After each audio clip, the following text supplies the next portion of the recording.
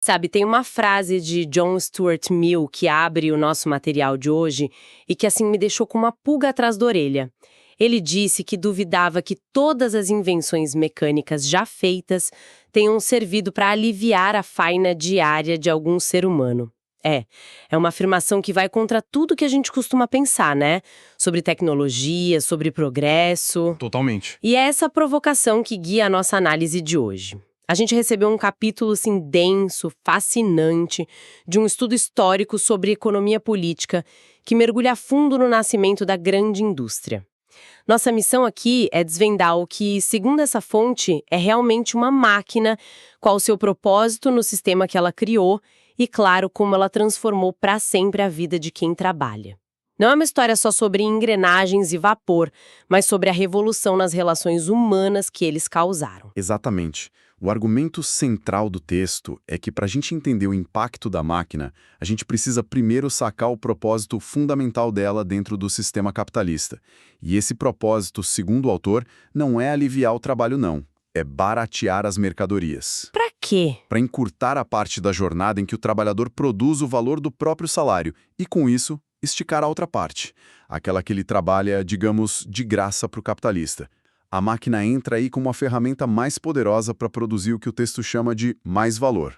Peraí, vamos definir isso melhor. Esse conceito de mais valor é a chave de tudo, então. O que exatamente é isso? Como funciona na prática? Claro, é fundamental. Pensa assim, numa jornada de 8 horas, o texto argumenta que talvez nas primeiras 3 ou 4 horas, o trabalhador produz o valor do seu sustento, do seu salário. Todo o resto do dia, as 4 ou 5 horas seguintes, ele está, na prática, trabalhando de graça para o dono da fábrica. Esse tempo de trabalho não pago é o que gera o tal do mais valor, a fonte do lucro, né? E a máquina, nesse contexto, serve para encurtar drasticamente aquelas primeiras horas e, claro, esticar o tempo em que se gera lucro. Entendi. Nossa, isso muda toda a perspectiva. Com isso em mente, então, vamos para o básico. O que, afinal, diferencia uma máquina de uma ferramenta? Parece óbvio, mas o texto mostra que não é bem assim. Energia, né? Se é movida por gente, é ferramenta. Se é por bicho, vapor, aí é máquina. Mas o autor mostra como isso não para em pé.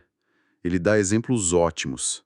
Um arado puxado por bois, uma tecnologia milenar, seria uma máquina, e um tear circular supermoderno, mas operado à mão, que faz o trabalho de dezenas, seria só uma ferramenta. Não fecha a conta. Então, qual é a virada de chave, segundo a análise? Onde está o pulo do gato? A virada de chave, o que o texto define como a verdadeira revolução, não está no motor. Está no que ele chama de máquina-ferramenta. Um momento mágico, ou trágico, dependendo do ponto de vista, é quando a própria ferramenta, que antes estava na mão do trabalhador, é transferida por um mecanismo. A operação deixa de ser limitada pela habilidade ou pela velocidade do corpo humano e passa a ser ditada pela máquina. Esse, para ele, é o ponto de partida da Revolução Industrial. Ah, A partir daí, toda a maquinária se divide em 3 partes. Primeiro, a máquina motriz, o motor, né? A máquina a vapor é o grande exemplo. Segundo, o mecanismo de transmissão, que são as engrenagens, as correias que levam essa força para onde precisa. E, por fim, a parte decisiva, a máquina-ferramenta. que é onde a ação acontece. Exatamente. São os fusos que fiam, as agulhas que tecem, é a ferramenta que se libertou da mão humana. Isso vira tudo de cabeça para baixo. Então, a Revolução Industrial não começou com o vapor, Não. mas com a ideia de tirar a ferramenta da mão da pessoa e colocar na máquina. É uma mudança de conceito, não só de força. A famosa máquina de fiar Jenny deve ser o caso clássico, então. É o exemplo perfeito. A Jenny começou com 12, 18 fusos operando de uma vez e um único fiandeiro o controlando. Isso quebra o limite orgânico de um ser humano que tem 2 mãos para operar no máximo, 2 fusos. É a emancipação da ferramenta dos limites do corpo do trabalhador. A partir daí, o céu é o limite, em tese. Ok, entendi a Jenny como uma revolução em miniatura. Mas ainda parece algo que, sei lá, alguém poderia ter em casa. O que foi preciso para dar o salto disso para o monstro mecânico que a fonte descreve? A necessidade. Máquinas maiores, com mais ferramentas, operando mais rápido, exigiam um motor que superasse de vez a força humana ou animal. O texto analisa as limitações da época. O cavalo era caro e, como a fonte diz com um certo humor, tinha sua própria cabeça. Era meio indisciplinado. O vento era inconstante. A força da água foi crucial no início, mas tinha um problema fatal. Era local. Você tinha que construir sua fábrica onde o rio estava, prendendo a produção no campo. E aí entra em cena o nosso herói, ou vilão, da história. A máquina a vapor. Exatamente. A segunda máquina a vapor de Watt, aquela com condensador separado, é descrita no texto como o agente universal da grande indústria. E por quê? Porque ela superava todas essas limitações. A potência era controlável, ela era móvel e, o mais importante, ela era urbana. Você podia colocar em qualquer lugar, o que permitiu concentrar milhares de trabalhadores em grandes cidades industriais. Foi o motor que permitiu o nascimento da fábrica moderna. E a descrição que o texto faz desse sistema é... Nossa, é impressionante. Ele fala de um grande autômato, um monstro mecânico cujo corpo ocupa fábricas inteiras e cuja força demoníaca irrompe no turbilhão furioso e febril de seus incontáveis órgãos de trabalho. É quase uma passagem de um romance gótico, sabe? É uma imagem poderosa porque captura exatamente a essência da mudança. O controle saiu de vez das mãos do indivíduo e passou para um sistema impessoal, gigantesco e implacável. Certo. O monstro nasceu. Agora, o que isso significou para a pessoa no chão de fábrica? A vida dela mudou da noite para o dia. Quais foram os efeitos imediatos? A fonte detalha 3 impactos brutais e imediatos. O primeiro foi a apropriação de novas forças de trabalho. Como a máquina, em muitos casos, elimina a necessidade de grande força muscular, ela abriu as portas da fábrica para quem antes estava fora: mulheres e principalmente crianças. Isso é terrível. O texto dá detalhes de como era essa realidade, porque uma coisa é a gente falar em emprego de crianças, outra é imaginar o que isso significava no dia a dia. Sim, o texto é explícito. Ele descreve como isso desvalorizou a força de trabalho do homem adulto. O salário que antes sustentava uma família agora era dividido entre 4 ou 5 pessoas. O texto usa uma expressão cortante. Ele diz que o trabalhador se transforma num mercador de escravos, por ser forçado a vender a esposa e os filhos para a fábrica. A família inteira entra na engrenagem. Nossa, o segundo impacto parece um paradoxo total. A máquina é uma ferramenta para poupar trabalho, para fazer as coisas mais rápido. A lógica seria diminuir a jornada, certo? Seria a lógica. Mas o texto mostra que aconteceu o exato oposto, um prolongamento brutal da jornada de trabalho. É uma das contradições centrais. A análise aponta 2 razões para isso. A primeira é o desgaste material. A máquina se desgasta mesmo parada, enferruja. Mas a segunda razão é ainda mais importante: o desgaste moral. Desgaste moral de uma máquina? O que isso quer dizer? Significa que a máquina corre o risco constante de se tornar obsoleta. Uma nova invenção mais barata ou mais eficiente pode surgir a qualquer momento e fazer o investimento do capitalista virar pó. Então, havia uma corrida desesperada para extrair o máximo de valor da máquina no menor tempo possível. E o único jeito de fazer isso era mantê-la funcionando sem parar, com turnos de 12, 14 até 16 horas. Isso é totalmente contraintuitivo. A invenção que deveria economizar tempo estava, na verdade, roubando mais tempo ainda da vida das pessoas. E qual foi o terceiro impacto? A intensificação do trabalho. Assim que a luta dos trabalhadores começou a impor limites legais à jornada, como a lei das 10 horas na Inglaterra, o capital reagiu de outra forma. Se não dá mais para estender o tempo de trabalho, então condensa-se mais trabalho dentro do tempo disponível, aumentando a velocidade das máquinas e principalmente aumentando o número de máquinas que um único trabalhador tinha que supervisionar. O trabalho não ficou mais longo, ficou mais denso, mais frenético. O exemplo que a fonte traz sobre isso é chocante. Em 1815, um fiandeiro andava uns 13 quilômetros por dia para acompanhar as máquinas. Em 1832, para operar máquinas mais modernas no mesmo tempo, a distância já era de mais de 32 quilômetros. O esforço triplicou. Exatamente. Então, o que o texto está dizendo é que a máquina se tornou uma ferramenta para controlar o tempo do trabalhador de 3 formas. Primeiro, trazendo mais gente para competir por trabalho, baixando o valor da hora. Segundo, esticando o dia ao máximo. E terceiro, espremendo mais esforço dentro de cada hora. É um cerco completo. Um cerco completo é uma análise do tempo como um campo de batalha. Natural que, diante desse cerco, os trabalhadores tenham reagido. Imagino que a primeira reação tenha sido de revolta, de quebrar as máquinas, o movimento ludita, né? Sim, no começo, a luta era contra um instrumento material, a própria máquina, que era vista como a causa direta do desemprego, da miséria. Mas a fonte argumenta que, com o tempo, os trabalhadores aprenderam a distinguir a máquina da sua aplicação capitalista. O alvo mudou da forma material para a forma social de exploração. O texto também destaca um ponto cruel. A máquina se tornou uma arma consciente do capital para reprimir greves. Invenções eram criadas especificamente para substituir trabalhadores rebeldes. Mas espera aí, e o argumento clássico, aquele que a gente ouve até hoje, a tal da teoria da compensação.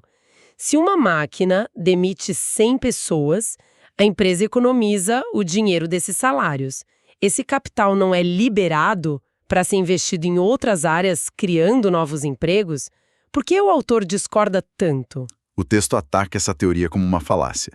Ele diz que o capital não é liberado. Pensa assim, o dinheiro que o dono da fábrica usava para pagar salários, o capital variável, agora é gasto numa máquina caríssima. Esse dinheiro fica fixado na máquina, o capital constante. Não dá para usar o mesmo dinheiro que comprou a máquina para recontratar as pessoas que ela demitiu. Ou seja, o dinheiro que era para pessoas virou coisa, virou metal. Exato. Os trabalhadores deslocados são jogados na rua e engrossando a fila de desempregados. Isso aumenta a oferta de mão de obra e, como consequência, pressiona os salários de todo mundo para baixo. E o texto usa o exemplo mais devastador para ilustrar o que os economistas chamavam de inconveniência temporária. Ele descreve o impacto da indústria têxtil inglesa na Índia. A conclusão é uma das frases mais sombrias da obra. Qual? As ossadas dos tecelões de algodão alvejaram as planícies da Índia. Nossa, essa imagem é devastadora. É um contraponto muito poderoso à ideia de progresso abstrato. E além do tempo e do dinheiro, a fonte fala de outra transformação, a organização do trabalho, a vida dentro da fábrica. Sim, o texto descreve a fábrica como um novo regime social. Na manufatura anterior, existia uma hierarquia baseada na habilidade de cada artesão. Na fábrica, a tendência é o oposto, o nivelamento dos trabalhos. A habilidade que estava no trabalhador é transferida para a máquina. O que se exige agora é uma atenção monótona para servir ao autômato. E uma disciplina militar, pelo que entendi. Uma disciplina de quartel, nas palavras da fonte. A fábrica cria seu próprio Código Fabril, um conjunto de leis privadas com multas para qualquer infração. A lógica se inverte completamente. Não é o trabalhador que usa a ferramenta.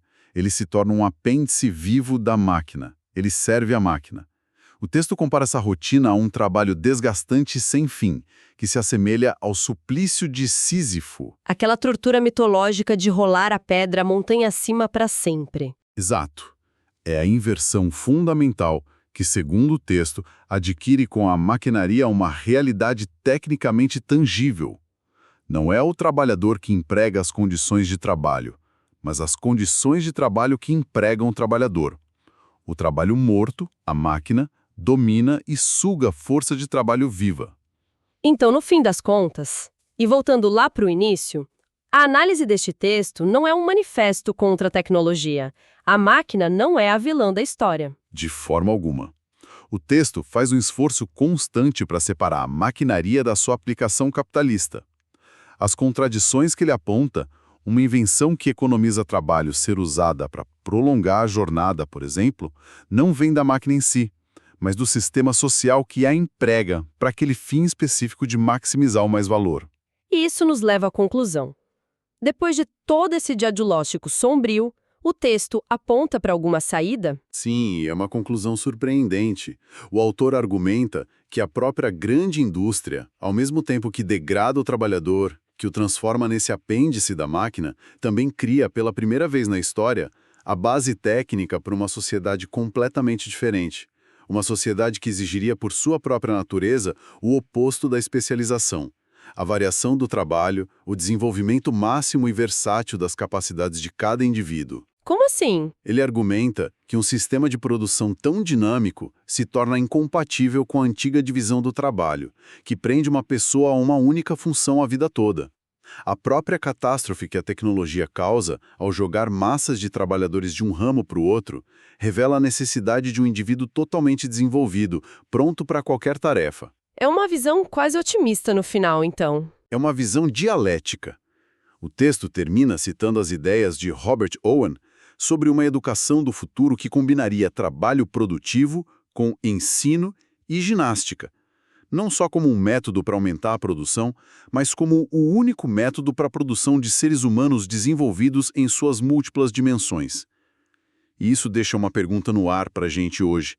Pensando em automação e inteligência artificial, como a tecnologia que a gente tem agora poderia ser usada para alcançar esse ideal de um ser humano mais completo, em vez de aprofundar a especialização que esse texto descreveu há mais de 150 anos. É uma visão dialética. O texto termina citando as ideias de Robert Owen sobre uma educação do futuro que combinaria trabalho produtivo com ensino e ginástica, não só como um método para aumentar a produção, mas como o único método para a produção de seres humanos desenvolvidos em suas múltiplas dimensões. E isso deixa uma pergunta no ar para a gente hoje. Pensando em automação, em inteligência artificial, como a tecnologia que a gente tem agora poderia ser usada para alcançar esse ideal de um ser humano mais completo, em vez de aprofundar a especialização que esse texto descreveu há mais de 150 anos.